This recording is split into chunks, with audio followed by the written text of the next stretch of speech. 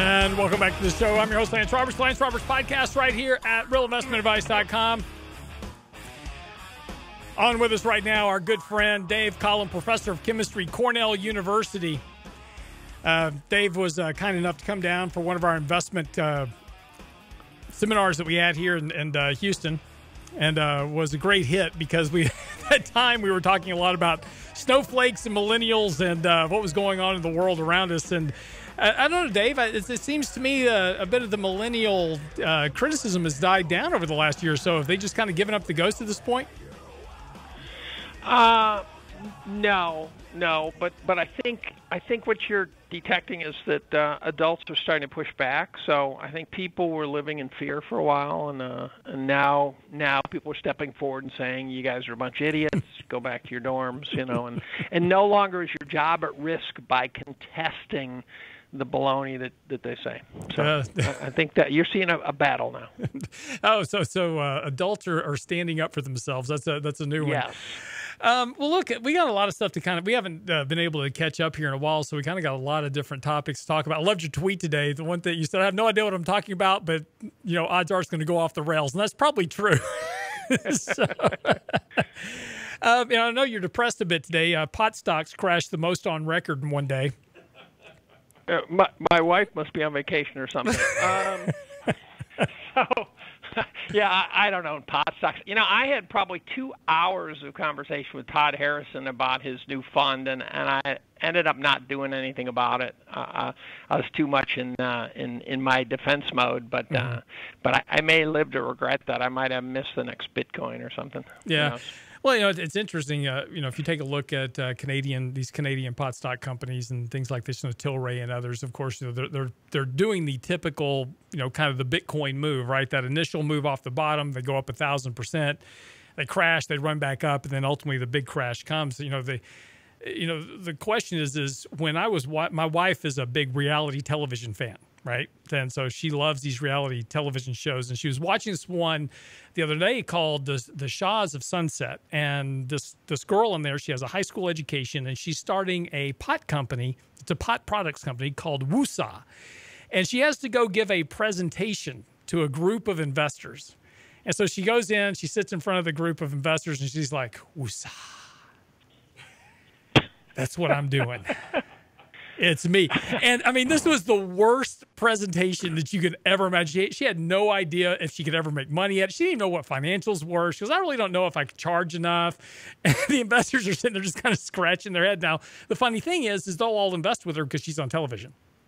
But so does this remind you of the .com? Yes. And back when a couple of crazy cannabis infested kids could put together the name of a company and get an IPO and go nuts. So this is, on a more serious note, emblematic of a market that's completely off the rails, in my opinion. Yeah, no, you're right. I mean, you go back to 1999, 2000. Of course, back then it was everybody was buying a stock that had a .com attached to it, and you remember the companies. Were coming out. It was like Blue Monkey, and they'd stick .com on the end of it, and the stock would go up, 1,000% over a few days. And it was no longer about fundamentals. It was no longer about actual revenue. It was just simply clicks per page. And we're doing a lot of those same things today, with either with Bitcoin or with, pot companies, et cetera. Who cares about fundamentals? Who cares if they earn money? I mean, take a look at the valuation of Uber. I think Uber is a fine company, but it's not worth $120 billion. The Saudi Investment Vision Fund just came out today and crushed this whole idea and says, these unicorn stocks are not worth their value, and we're not going to invest in them. So I think there's gonna have to be a come to reality of these valuations at some point, right? Well, yeah. So I actually did a little math this morning. Just check some charts. I'm not a chart guy. I heard Mikey on the other end of the phone while I was waiting to come on. Say hi to him. Oh, well. We've been well above fair value pretty much 98% of the time for the last 15 years. I just, if you take historical valuation metrics, I could cite for you 25 different metrics, I think, sure, that show us above fair value for 15 straight years. And so after a while, people get numb to that. But there'll be a come to Jesus moment. and people who thought being long was a one decision trade, they will be in fetal position, and because regression to the mean is a force of nature, it's going to come back. So, well, and again, you are out there in the mainstream a lot through Twitter. I post a lot of articles every week, and I always know we're getting close to the peak of a market when I start getting pushback from people that say, oh, this market can only go up, and you don't have any idea what you're talking about. You can only buy and hold investments. Trying to time the market, et cetera, you can't do it. Never works. You just got to buy and hold. And I know we're getting there because as soon as I email one of them back and just ask them when they started investing, and they all tell me like 2011, 2012, 2013, and yes, I understand this. Over the last decade, the markets seem to have gone, just straight up. And honestly, buy and hold has been the way to be for the last, decade. But for individuals who have been through a bear market like you and I, and what happens during these massive mean reverting events when they occur, it's not kind, pleasant, or survivable. And eventually we all give into psychology. It's just a question of where and when. So Mike put together a plot, which had been put together by other people also, but it was really well done, where he shows an arrow from peak to when you finally recover back to that price value. So you start with 1929. He inflation adjusts it, as most plots should be done. I kept sort of prompting you guys to do one other, and so I finally created it myself with crayons. And what the question I posed was, how long does it take to go from the peak of a market to that same value for the last time? Because every one of those peaks, and if you go through the 20th century, anyone who's listening, go to Twitter, look at my pinned tweet. What you will find is you spend a decade or two getting back to fair value from a peak, and then you spend some number of years getting well above, and you think you finally recovered, and then it dips again, and the dip is almost absolutely at the value of the peak, and it's happened about 5 times in the 20th century. You just got to look at this tweet. It's very straightforward. No, it is. And the time scales is 40 to 75 years. That's the staggering thing. So when these guys go on and say, oh, yeah, we could have a crash, we could have this, I'm worried about a generation-destroying correction, not just some dip of the S&P to some support line. No. Look, I think it's a brilliant point that you make, because you're right. If you had invested in 1929, you got back to even in 1982. Now, there was a couple of ways, a couple of times along the way that you actually had broken even, were making money, but on a buy and hold basis, on a total return, inflation adjusted basis, you were locked into the same ultimate value for 40 years. And and people don't really grasp that idea. Here's another one you always hear as well, Dave, which is there's never been a 20-year period in the market where you've had negative rate of return. Well, on a total return inflation-adjusted basis, well, there's actually one. But there are 3 other periods where your total return for 20 years was less than 1%. Now, and statistics and math just as well as anybody else in this world, and you'll know that over 20 years, a 1% return on your money is statistically insignificant from zero. Yeah, and you're going to be dead. I mean, well, then there's that. To me, no, but the time scales are deadly. So take a boomer. An average boomer is 60 years old now, 65 years old. If they tread water for 20 years, they're DOA. They're goners. And so Jeremy Grantham started quoting 20-year periods because I think he got tired of quoting negative returns. Right. So he just stretched it so far that he could say, now you're going to get a 1% over 20 years. Right? Yeah, his 7-year return is projected to be negative 4%. That's right. If we regress to the mean. By the way, we take a beating, we go well below the mean, we get to some real deep value stuff. Heaven only knows where that thing bottoms out. The bottom is zero. That's the only bottom I can say with confidence. You can't go negative unless it's an interest rate, apparently. Apparently, yes. Well, but it's important, because it's interesting. There was, I don't know if you know Kevin Muir. He writes for Macro Tourist. I do. Okay, a great guy, and he wrote this really interesting piece here just recently talking about that millennials about to get slaughtered. And he wrote this piece because he's getting the same type of emails from young individuals. And they're being inundated with these ideas of robo-advisors and, like Wealthfront Betterment. By the way, quick side note, Wealthfront recently came out and started this risk parity fund, which was supposed to mitigate the risk of investing in the markets. And they automatically invested 20% of everybody's money into their fund. Now, this is an SEC nightmare at some point because somebody's going to complain to the SEC and Wealthfront's going to have a huge legal problem down the road because they never asked people's, approval to do this. They just took 20% of their money and stuck it in. But this thing is a disaster because it was a risk parity fund and you're in a market environment where absolutely nothing's working. Bonds are going in the wrong direction. Stocks are going in the wrong direction. All your risk parity just went blown out the window.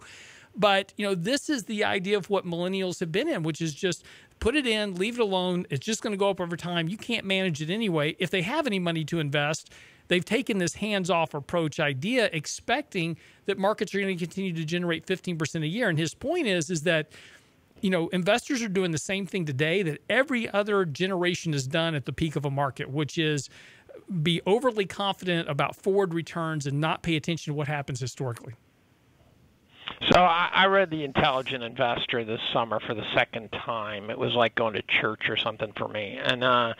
And Graham, who everyone knows is Warren Buffett's mentor, and the book was rewritten by Warren, so it's actually both of them combined. And there's a line in there that says, if you think you can make more off equities than bonds, you are delusional. And that was their word, delusional. Mm-hmm.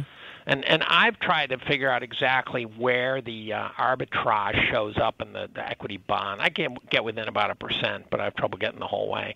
The millennials will be in far less danger than the boomers unless they learn the wrong lesson. And so there's a lot of people out there. As recently as this morning, Josh Brown was out there saying, if you start investing in 2000 and you invest all the way through, you'll have made this much money. I'm going, yeah, but the boomers have got 90% of their savings invested now. Yeah. And they're just going to get a few more percent off of their savings before they retire or die of starvation because the market corrected. Yeah. And what Josh Brown always misses is that if those same investors had just invested in bonds in 2000, they would have massively outperformed the stock market. They would have been way better off. Absolutely. Yeah. Absolutely way better. But then the feds, the hooligans at the Fed, took out the fixed income back door for us. And so the last, for anyone who wants to be cautious, the last decade has been a nightmare. It's been a complete nightmare because they literally closed all the doors but locks on them. And then now I think the nightclub fire is about to catch. Well, it's interesting. I was writing an article this weekend talking about where the markets are currently and what the risks are. And, I had an interesting email exchange with a young man. He emailed me and he was like, look, he said, because I wrote an article on Friday talking about the fact that tax cuts have not increased the revenue for the government as was expected. We were told when we passed all these tax cuts that revenue for the country would go up, and actually on a year-over-year basis, tax revenues for the federal government have actually declined by 4.8%. In fact, we're at one of the lowest levels of revenue growth historically speaking, going back, to 1950. At the same time, we're obviously pushing about $1 trillion deficit. Now we're talking about passing tax cut 2.0, which is going to further implode our fiscal situation with the government. But he emailed me and he says, this is all going to be great for the economy, right? And everything he would say is, look, employment's doing great. Yes, we're 3.7% unemployment, but we're not hiring enough people to offset the rate of population growth. Labor force participation rate still remains mired at its lowest level in like 40 years, right? So no matter what economic indicator you look at, we're watching our federal liabilities increase. And here's the key point about this. And here's my question to you, because you just brought it up. You said that, here we are. The Fed has used all their bullets to maintain low interest rates. And, this idea of quantitative easing, those are emergency measures. Those are emergency measures that are supposed to be used when we're in the depths of a financial crisis. And here we are 10 years later, still using emergency measures on a global basis. Now the Trump administration has come in and done tax cuts and a variety of other things and have now pushed $1 trillion deficit, of which you should only do during a recession. So my point of saying all this to you is, what tools are there going to be when we have this next recession in order to stem off the recessionary crisis, right? We've done everything. Well, there, as we know, a lot of tools at the Fed. So here's the thing. I was listening for Mike to say, and I think he just forgot to say it. But the other thing we've done is we apparently are pulling demand forward as people are stockpiling to avoid the tariffs. And so there's been some front running of the tariffs, which is also juicing the market. The other thing is they said they're going to repatriate all those taxes from overseas. They do that about every 7 years. It's really unfair to small businesses because they pay corporate taxes. The big multinational guys just import the stuff back and pay nothing, and then they said they were going to, jam this much money into the economy. Well, they do share buybacks. Now that money presumably somehow will find its way into the economy in theory, but I think what it'll do is find its way into inflation. Now, the other thing to remember, there's two things that I think one should be bearish about. One's creepy, weird, I can't believe you said that on a radio show, and the other is normal. And one is that the Fed is hitting the brakes. And we know when the Fed starts hiking that they will keep hiking until they hear the ice crack under their feet. So they're not going to stop until something breaks. And when it breaks, it's going to be a bear market, and then people are going to get slaughtered. So anyone who thinks the Fed can hike is ignoring the fact that by definition they will hike until it breaks. The second thing is, this is a deep state thing. If you believe that the world hates Trump, and a bunch of people do, powerful people, do you really want to head into the 2020 elections with powerful people able to screw up the economy with the guy you want to get voted out of office in there? I think it could be that dire. We've seen them pull out all the stops to make Trump suffer. And I'm not a huge Trump fan. He's a nutball. But to think that powerful forces will throw the economy under the bus, like Nicholas Biddle, right? Tried to take out Andrew Jackson. They're going to do that again. So that's an interesting point, because here's the bullish outlook for the market, right? So the bull argument is that be prepared for a year-end rally, because as soon as we get through earnings season here, we're going to have all these companies turn back on their share buybacks. Right now, they're all out of the market because they're in their blackout period. Right after this, there's going to be this strong buyback push. The second is that midterm elections are here, and of course, after the midterm elections, the House and Senate should remain control of the Republicans, which will allow Trump to do tax cuts 2.0 and an infrastructure spending plan, et cetera, all massively increasing our deficit, by the way. Nobody talks about that. But what happens if you're right, and in this midterm election, we see a more insurgent push into the election that upsets the control of the House and or the Senate? What happens then? Well, and again, the most important thing is this is what a chemist can tell you, a physical scientist can tell you. When you are displaced a long way from equilibrium, and I would argue that the markets are at least 2x overvalued, which means we're talking a 50% correction, which means the S&P goes back to at least 1,400, right? Hussman puts it back to probably 1,000. Then the problem is when you are that far from equilibrium, it takes a very small shock to start the process. Think of a tall stack of blocks. They tend to get very shock sensitive. And then the second thing is there's a bloodbath on the return trip. A chemist will blow up his lab. An avalanche will destroy small villages in the Alps. You end up with a mess when you're a mile from equilibrium. You kick out a lot of energy on the return trip, and it becomes a self-sustaining disaster. And I think this whole rally from '09 has been fictional, and that it's like Sisyphus pushing the rock up a hill. He's got it almost at the top of the hill. He's going to drop it. It's going to go back down. I think we end up back at the lows of '09. Wow. So that's even more bearish than Hussman, because lows of '09 were 666. Yeah, I'll inflation adjust that a little bit and say lows of '09 with inflation, which has been 10 years. Right. Time is the variable that kills us all. Yeah, it absolutely is. And you're right. If we inflation adjust the lows, we're about 1,200, which, puts you right back about where your mark is.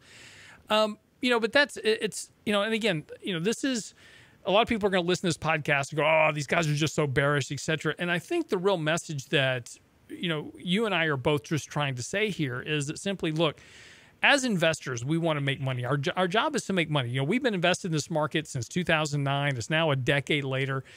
And, and let's just say that Josh Brown is right. If you just invested in the peak and you just held on and rode it for a couple of decades, you're going to make money. There's no doubt about that. But there's a huge difference between... No, he doesn't say you invest the peak. He says you start investing at the peak, which implicitly it's always and you're buying the whole way through the trough. And so, of course, you're time averaging down to the bottom and time averaging back up. You invest the peak, it's going to take a long time. You invest from the peak, you'll do fine. I think the millennials ought to do a 60-40. Yeah. When millennials ask me what to do, I say pick a ratio. Stick with it at the end of every year. Where has your ratio been displaced from the original? So let's say you're 62-48, 38. Right. Then change your allocation to bring. Don't sell anything. Just change your allocation. Let's say bonds are going lower. Let's to buy more bonds the next year and just keep tipping your allocation to bring it back to 60-40. Do that for the rest of your life. That's my advice. But the millennials won't be hurt by this. The boomers are who are going to be hurt. Exactly. Well, yeah, and look, it's always an issue of time. There's a great John Comarianos who writes for our website had a great piece out today. And it was actually from Ben's from Morningstar had written this article, and he did an uptake on this. But he made a very astute point is this. We talk about, how people say this time is different. And the issue is that in 2000, this time was different. That was the belief.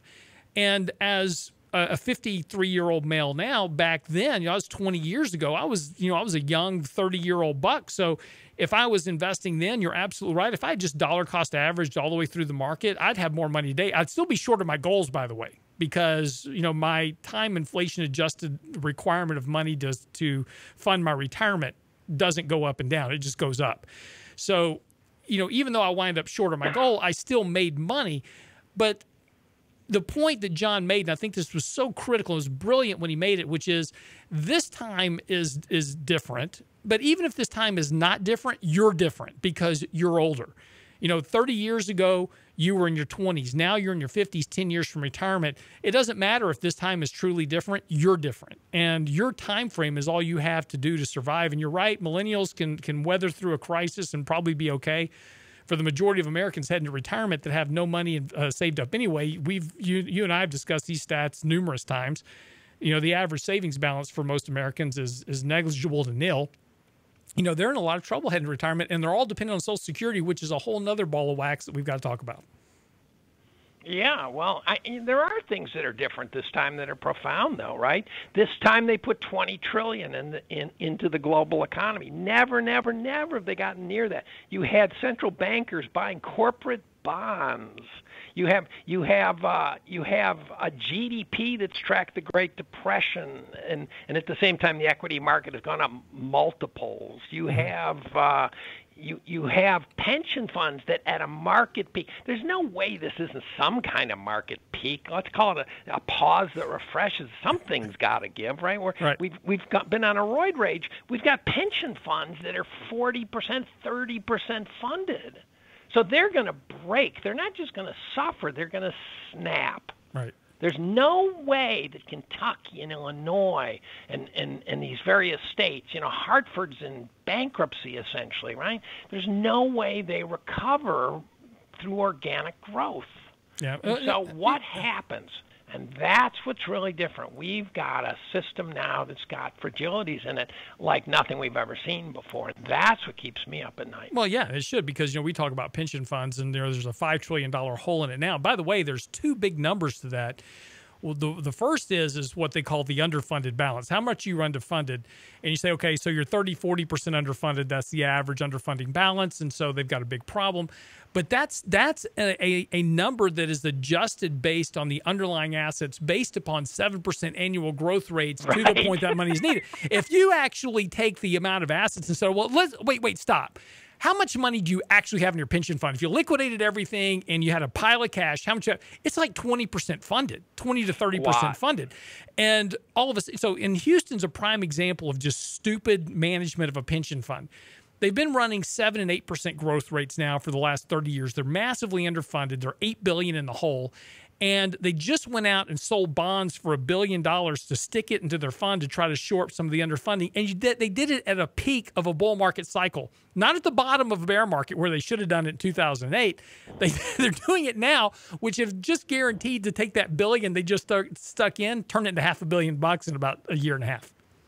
Well, that's what the stock buybacks are doing, too. They correlate rigorously with the market lows and the market highs. And here's the question. Is that just because, the buybacks are being done by people who are just as stupid as everybody else? Is it because they cause the market to drop when they stop and cause it to spike when they go up? But it tracks perfectly. Share buybacks and market peaks and troughs, they correlate brilliantly. And so what'll happen is they'll buy all these shares at the top, and then they'll be issuing shares at the bottom. That's buying high, selling low, and they're doing it over and over and over. Sure. And at some point, when the Fed keeps hiking rates and money gets precious around this place, they're going to stop, and then the market's going to tank. There are a million triggers out there right now that are not trivial. These are not just little technical lines and whatever. These are big, huge bazookas aimed at this market. Yeah, absolutely. Every year, by the way, Dave Collum writes this very lengthy, and that's coming up here pretty quick. What, next couple of months? Oh, God, yeah. December. So in December every year, Dave Collum writes this very long, lengthy review of the entire world as we know it. It's generally about 30 pages long, but well worth the read. So we'll be obviously distributing that for you as soon as you get it out. But it's always quite well done, and you spend a lot of time working on this thing. How far are you into it now? Oh, I've just started sorting some notes because there's still enough year left. I go pretty crazy in November. Yeah, that's a big writing month for me. So what do you think? So from all the notes you've kind of sorted through so far, anything just really popping out at you is like, I really can't believe this? It's a sort of a siren call for someone who blogs about finance and economics to be drawn into politics. And so, the problem is when the market's doing what they've done this year, and that's a lot of nothing. There's not a lot to be talking about. I'm going to have a heyday when the bear shows up. But the politics and the Kavanaugh stuff and the Me Too and all that crap, that drags me in, and I get kind of batshit on that one. And I have to be careful not to go there beyond a rational amount. But valuations. I'm going to hit valuations so hard this year so that I can say, look, I just laid it out for you. I'm going to put out those 25 metrics, and I'm going to show you why you're buying high. Yeah, well, that's all I can do. And all you can do is just do that. Now, whether or not people actually listen to you is an entirely different thing. So totally. Well, Dave Collum, we appreciate you as always, and love to have you back here soon. Dave Collum, he's the professor of chemistry at Cornell University, and again, we'll be putting out his blog post for him as soon as it comes available in December. It's a gift worth giving to all of your friends, neighbors, relatives, and even people you don't like. So, Dave Collum, thank you so much, my friend. Talk to you soon. Thank you. You listen to Lance Roberts podcast right here at realinvestmentadvice.com. We'll see you tomorrow.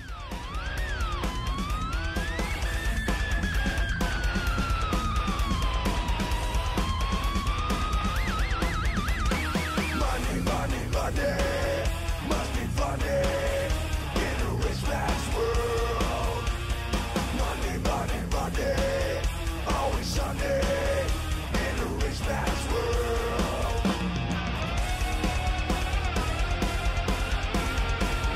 All the things I could do if I had a little money. It's a rich man's world. Got a question for Lance later? Ask now at realinvestmentadvice.com.